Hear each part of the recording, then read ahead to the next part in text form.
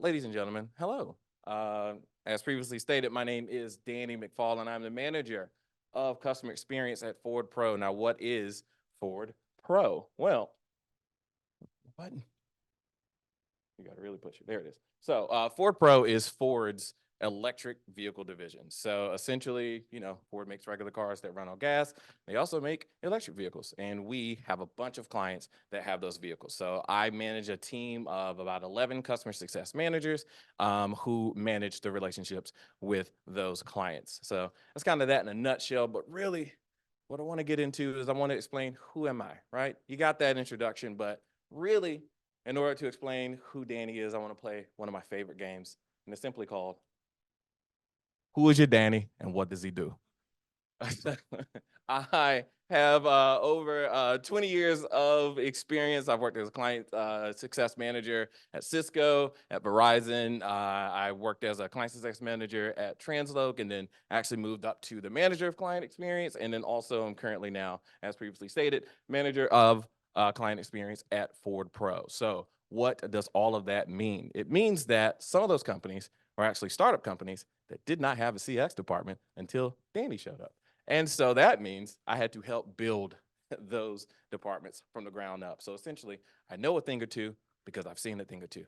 So you are in a situation, I want to kind of put your mind into it. So right now we're trying to talk about how to integrate a new CX team into an already existing client structure. So put your mind in this space, picture it, your company, 2024, you have a client or your bunch of your clients that said, you know what, we're not really happy with the service that we're getting. We don't feel like we're able to communicate with you properly. We're putting in support tickets. We're doing a bunch of stuff. Whatever it is, we want more from you. Now, you can look at it two ways. You can look at it as, well, it's a good thing. This is an opportunity for us to grow our business. It's an opportunity to hire more people, to expand, to be more in touch with our clients. You also realize it's going to be a hard lift, right? You're going to have to do this while servicing the client. You're going to have to hire people. It's going to be a lift. Is it a glass half empty type situation? Is it a glass half full type situation? Fortunately, instead of being upset about that or trying to figure out what that situation is, you have taken advice from one of my favorite Golden Girls, Sophia.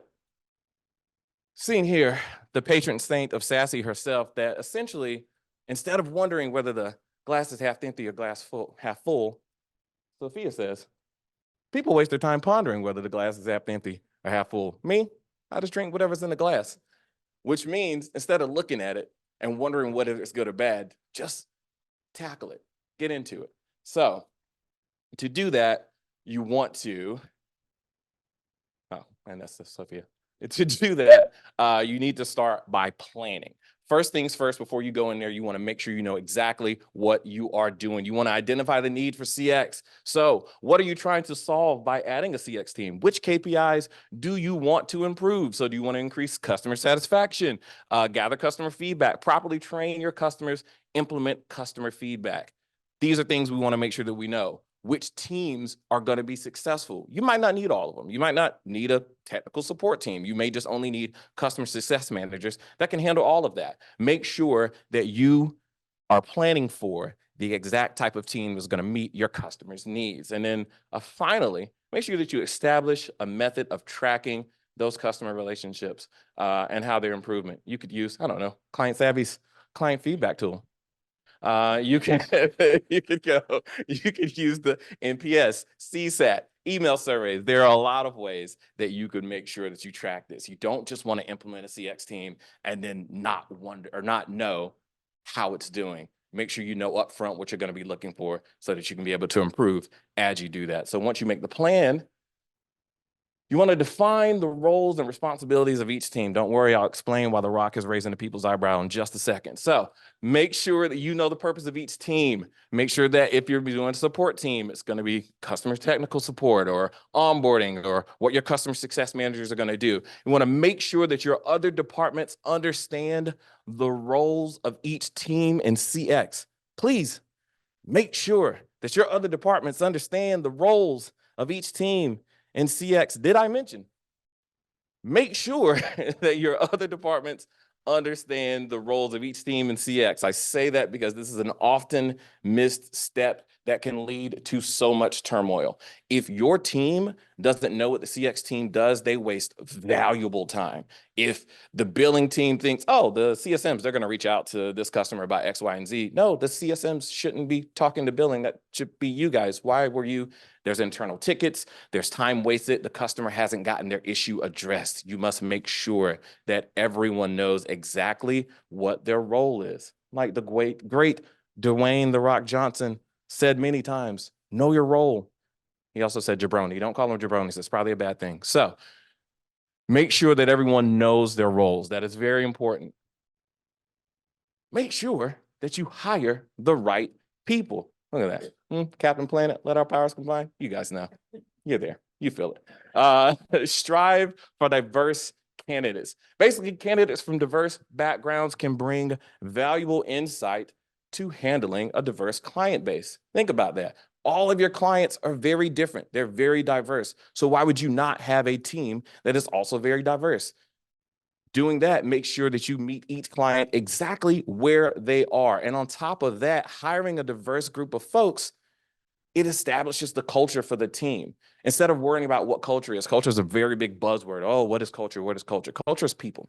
Culture is people, and culture is allowing people to be exactly who they are. Make sure that when you hire the people, you don't stifle who they are. You don't snuff out their flame. You allow them to be exactly who they are when you hire them. So if you're looking for diverse candidates and you're not quite sure how to do that, I don't know, just an example, host a job fair at HBCU, right? Or make sure that the job applications are getting out there to spaces that you might not have thought of, right? Also, just as a side note, whenever your websites, when you have them out there, like, hey, come join our team, make sure that there's some diversity in those pictures, right? People that are diverse, if they click on those pictures and they don't see anybody that looks like them, it's going to make it real hard for them to want to apply. They're not going to feel like they're going to be welcome. So just keep that in mind as one of the many things when you strive to hire the right people. Also, degrees are great, but experience is key.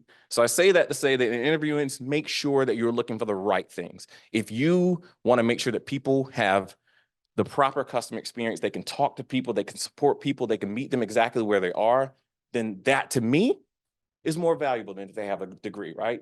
We all went to college. We know what we're learning in college. We've learned a lot more things as adults. We've learned a lot more things doing than we did with those degrees. Just my personal opinion. Now, that all depends on what the role is. If there's a doctor about to perform surgery on me, I want him to have every degree, certification, know everything about everything, right? This is not across the board, but if you're not hiring surgeons, maybe be a little lax on that, right? So ultimately, at the end of the day, you can teach the product, but you can't teach empathy. Some people are born with it, some people are not. You don't want to waste time to explaining things like, hey, don't be mean to customers. That should be 101, right? So make sure that those things are known, and then you let our powers combine and you call forth Captain Planet or whatever your version of calling Captain Planet is. After that, make sure that you roll out the team. That's right, I went X-Men. Are you kidding me? Have you seen this? This is great. But ensure that your customers are aware of the upcoming change, right? If you have a marketing team, roll it out. An exciting new change. These things are coming, right? Make sure that leadership of each team becomes integrated with other departments. That's going to help with that other issue that, of course, I put that back up there, of making sure that the other teams are aware of what each role does in CX. Make sure that if you have your team lead of the CSMs, that they're attending the billing meetings, right? Marketing meetings, and vice versa. If there's a stand-up, make sure that a representative from each team is there so that they not only understand what the initial roles are as things evolve, as it changes, they understand those changes. You don't have to roll out and say, hey, by the way, we're doing this now. Well, they already know because they were there. They met with the billing team. They had drinks, whatever it is. Make sure they're friends, right? So make sure that is the case. Implement your customer satisfaction metrics. So now that you have your team, you're rolling everything out. Your customers know this is time. Roll it out. Roll out whatever tools you're going to be using, NPS, CSAT, so on and so forth. Make sure that all of that is rolled out and ensure, most importantly, that customer feedback continues to improve your process. What is the point of getting the customer feedback? What is the point of looking at those NPS scores? What's the point of all of that if you're not doing anything about it? That was the whole point. That's the whole reason why you started it in the first place, is because they were unhappy. So if you make this change and you're seeing that they're still unhappy and you don't adjust for it, we just wasted a lot of time and money, and you're not actually getting the result that you went for. That's why you plan for it in the beginning, implement it, and then iterate on it as things go along. Now, all of this sounds wonderful, sounds great. Put a perfect plan together, roll out a team, X-Men, boom, you got it. We know how life works.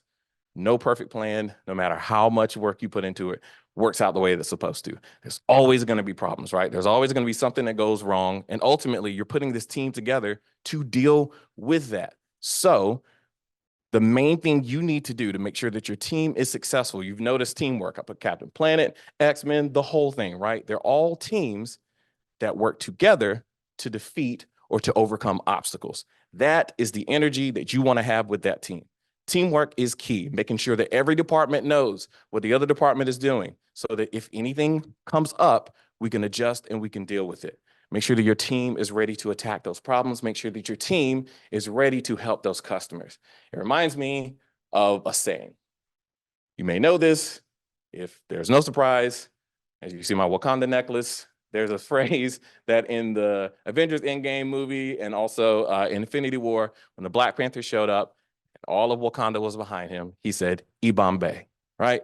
Now, what is Ibambe? People think, oh, Ibambe. Well, that must be, there you go. So, Ibambe, is that a made-up word? Is that a Wakandan word? No. Actually, everything that's spoken in Black Panther is actually based in a language in South Africa called Xhosa, or Xhosa, as they would say it there. Essentially, what Ibambe means is to hold strong. So basically, whenever it's time to go out and approach all of those issues, if you have made a plan, if you have implemented that plan, if you're assured that everybody works together, and when it's time to roll the team out, when it is time to address those customer issues, when you think about it, it's time to hold fast, it's time to hold strong. Look at your entire team and say, Ibambe, and then go ahead and start the day. That, I'm done now. Questions?